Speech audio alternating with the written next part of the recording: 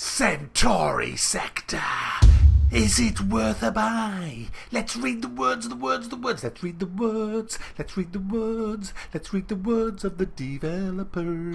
Centauri Sector is a top-down tactical space combat game powered by a dynamic turn-based campaign, RPG elements, fleet management, and ground-based combat. Guys, I've been told I swear too much, and I can understand now with all these newfangled consoles and all that, where you can watch YouTube on your TV and the family's around and you're kind of thinking, shit, Mac, don't swear, the fucking missus. Mac, you've done it again! I'm not going to swear anymore in this video. I'm actually trying to curb. I don't swear much. It's when I press the record button, I just can't help it. Outside, I never swear. But as soon as I come in here and press record, I swear me fucking out. Alpha Centauri is not this game. That was another game. Alpha Centauri. Why did he say Alpha Centauri? Alpha Centauri, remember that? Was that Sid? It was Sid. Was that on the PC or Amiga? It might have been very early PC, guys. Alpha Centauri. If you remember Alpha Centauri, write breasts in the comments, Mac. Why do you... Am I obsessed with breasts? The wobbly and soft, that's why. Alpha Centauri... No, it's Centauri. Oh, shall we start this whole thing again? This is just f***ed up. Mac, stop swearing. Shit! So Centauri Sector, then let's get on with this. It's a space top-down-y game, and how it works is this. You see on the map a galaxy. It has 5 or 6 planets on there, and you'll see a lot of NPC spaceships. It's all turn-based on this main map. When it's your turn, you'll see a big circle around your ship, which is the area that you can travel in. That is the range of your ship. It will never get bigger than that, so you've got to plan your moves carefully along the map. And how you plan your moves is by looking at where the pirates are. You wait for pirates to warp into the area and they will go straight for planets or ships. And what they do, they'll attack ships. They'll attack the merchant ships, the cargo ships, and you also have fighter squadrons. They might even attack them. So you have to move to intercept the pirates. At the top right of the screen, you'll see a morale indicator. Now that starts off at 100. If it gets to 0, it's game over. And how that moves is every time you win a battle, that goes up.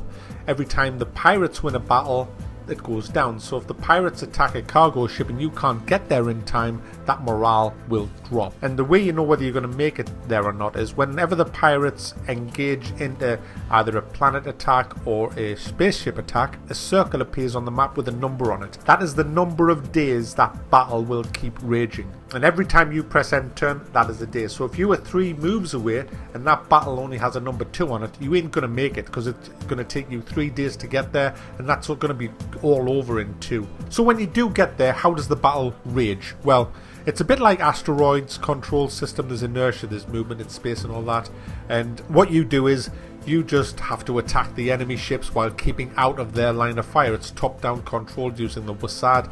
And essentially you just thrust, turn your ship and fire. You have a turret on the top, which is 360-degree rotation. And it is hard to hit the enemy with it.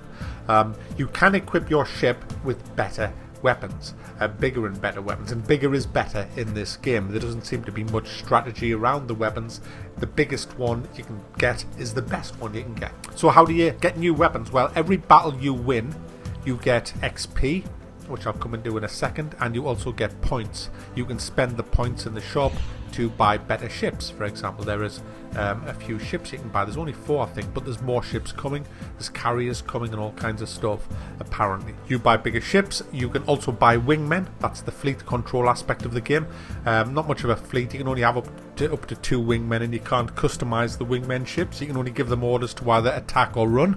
So, yeah. Also, you can buy your ship. You can buy new ships for yourself, and you can add modules to them ships which give you better rate of fire, better shields, better engines, maneuverability, more power and all the rest of it. And you can buy a whole range of weapons, from static weapons that just fire in the direction you're facing through to twin rotating turrets. All kinds of really big weapons on there, and like I said, bigger is better. So you'll want to save up your money to buy the best stuff. And the problem with saving up your money is if you die in any of the combats, you lose everything that was on your ship.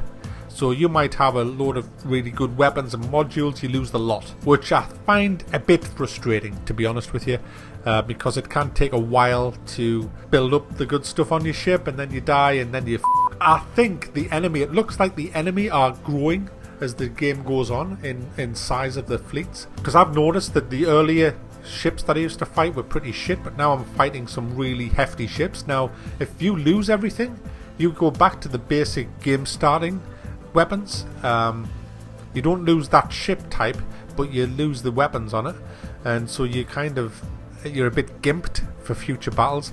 But you can grind your way back up again, but it is very difficult, and I found that a bit frustrating. There should be maybe an insurance where you can pay a little bit to get your weapons back. I don't know, but I found that a bit brutal. But a few of you purists might think, no, Mac, L to P, it's great. So fine, I'm not going to cry about it. So that's the space combat, and like I say, you can have wingmen, and it all costs money, so you need to win quite a few battles with this. The pirates also attack planets. Now, when they attack a planet, you get a tower defense minigame, which is terrible. The tower defense minigame consists of your base in the middle of the screen and the enemy coming at it from a couple of the sides. You can place a few mines, a few turrets, put a turret on your base, and that's pretty much it. I didn't find it at all invigorating, and I'm a huge tower defense fan. I thought that could have been done. If you're going to do tower defense, then do a proper tower defense. If you're not going to do tower defense, then let's have a bit more RTS. I know that's not the mainstay of the game, and it's just kind of there to add a bit of depth, and that's fair enough. It does add a bit more depth to the game, but it needs to be revamped, I think a bit. You've heard the saying, jack of all trades, master of none. That's kind of the impression I get of this. It tries to do too much. It's trying to do RPG, but you can't really rename your crew. You can't have a crew. You just have these ships. Fleet management, well, 3 ships, including your own. That's not really a fleet. You got the ground combat. Well, I've just mentioned what that's like. Then you've got your space combat, which is not brilliant either, but it still is fun. One of the great things about this game is the customization of your ship. I love games where you can build up your ship the way you want it and then take it into battle. That appeals to me, and for the price of this game, that alone is pretty much worth the asking price, in my opinion.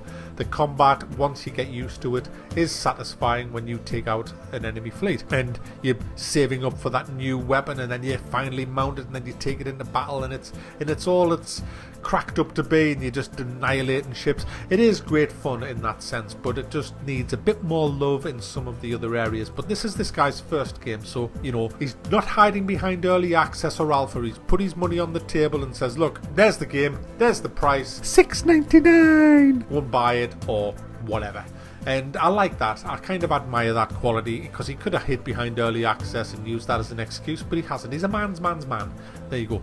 And another good thing that I want to point out about this game is it has a full tutorial.